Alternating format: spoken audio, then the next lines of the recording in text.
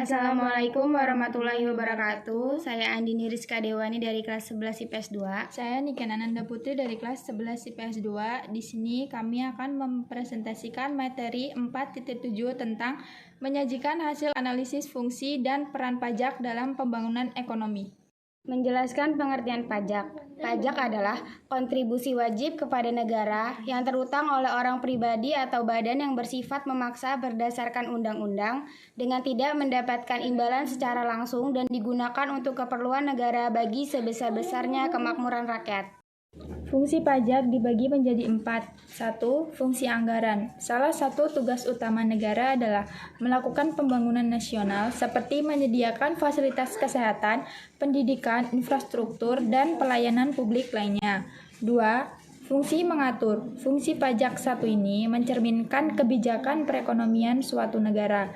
Salah satu contohnya adalah kebijakan tarif PPh final 0,5% yang diatur melalui PP nomor 23 tahun 2018. 3. Fungsi stabilitas. Pajak juga memiliki fungsi stabilitas yang memainkan peranan penting dalam keseimbangan perekonomian suatu negara, seperti mengatasi inflasi maupun deflasi. Salah satu contoh fungsi stabilitas terlihat ketika nilai tukar rupiah mengalami penurunan dalam keseimbangan perekonomian suatu negara, seperti mengatasi inflasi maupun deflasi.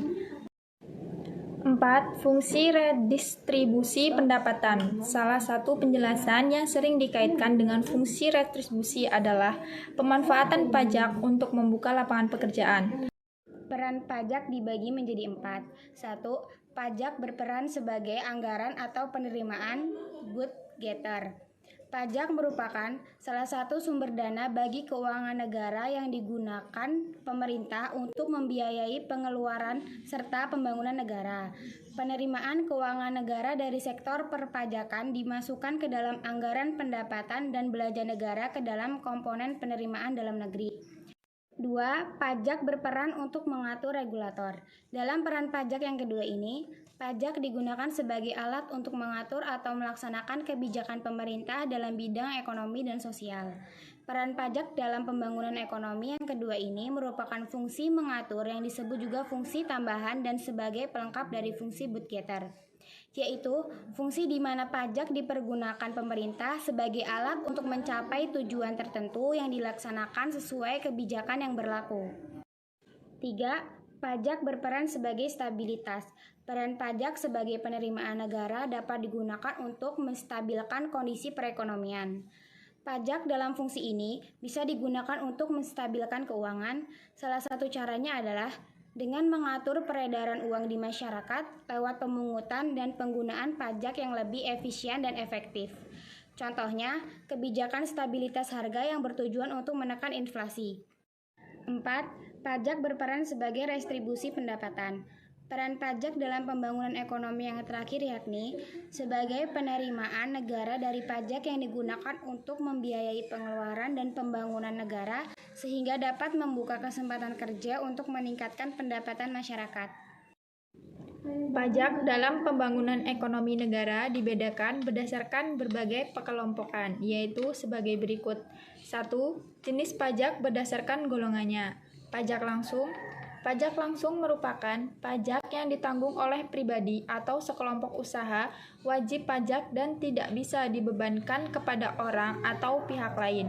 Contohnya, pajak penghasilan dan juga pajak bumi dan bangunan. Pajak tidak langsung, sedangkan pajak tidak langsung merupakan pajak yang dapat dibebankan kepada pihak lain. Contohnya, pajak pertambahan nilai. 2. Jenis pajak berdasarkan sifatnya. Pajak subjektif adalah pajak yang dikenakan terhadap subjek pajak tanpa memperhatikan objek pajak. Contohnya, pajak penghasilan. Pajak objektif ada pula pajak objektif, yang merupakan pajak yang dikenakan terhadap objek pajak tanpa memperhatikan subjek pajak. Contohnya, pajak pertambahan nilai. 3. Jenis pajak berdasarkan lembaga pemungutannya.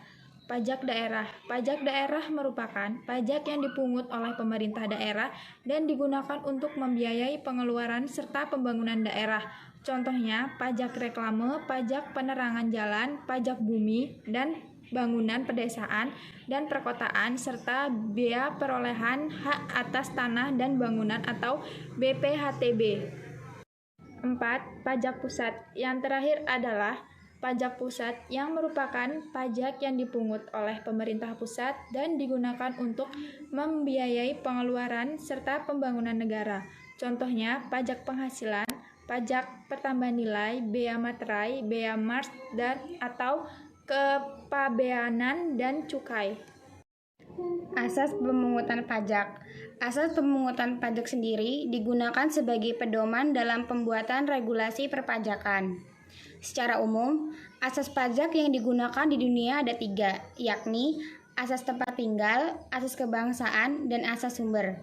Namun demikian, untuk negara Indonesia sendiri diterapkan setidaknya 7 asas pemungutan. Adapun sistem pemungutan. Sistem pemungutan pajak merupakan sebuah mekanisme yang digunakan untuk menghitung besarnya pajak yang harus dibayar wajib pajak ke negara. Sistem pemungutan pajak ada berbagai macam di Indonesia, yaitu 1. Self-assessment system, berarti pajak dibayar sendiri oleh WP. 2. Withholding system, berarti pajaknya dipotong oleh pihak ketiga, yaitu pihak selain WP dan Fiskus. 3. Official assessment system, berarti pajak dipungut langsung oleh Fiskus atau pemerintah. Jenis-jenis tarif pajak. Di Indonesia memiliki beberapa jenis tarif yang berlaku. Hal ini agar dapat membantu subjek pajak dan wajib pajak agar membayar kewajibannya, yaitu seperti berikut. 1. Tarif pajak degresif atau degressive tax rate. Pada tarif pajak degresif ini memiliki tax rate yang rendah. Oleh karena itu, semakin besar dasar pengenaan pajak, maka tarifnya justru semakin rendah sesuai dengan tarif pajak degresif yang berlaku. 2. Tarif pajak progresif atau progressive tax rate. Tarif pajak progresif ini memiliki tingkat tax rate yang besar. Hal ini justru berbanding terbalik dengan tarif pajak degresif. Tarif pajak ini juga akan dikenakan atas jumlah pendapatan. 3. Tarif pajak tetap atau fixed tax rate. Untuk pengenaan dasar tarif pajak yang tetap, berapapun nominal pajak akan dikenakan sesuai tarif pajak yang sama atau tetap. Seperti contoh tarif pajak tetap yaitu bea materai terbagi atas 2 jenis 3.000 dan 6.000 yang berisikan dokumen pajak atau surat perjanjian. 4. Tarif pajak proporsional atau proportional flat tax rate.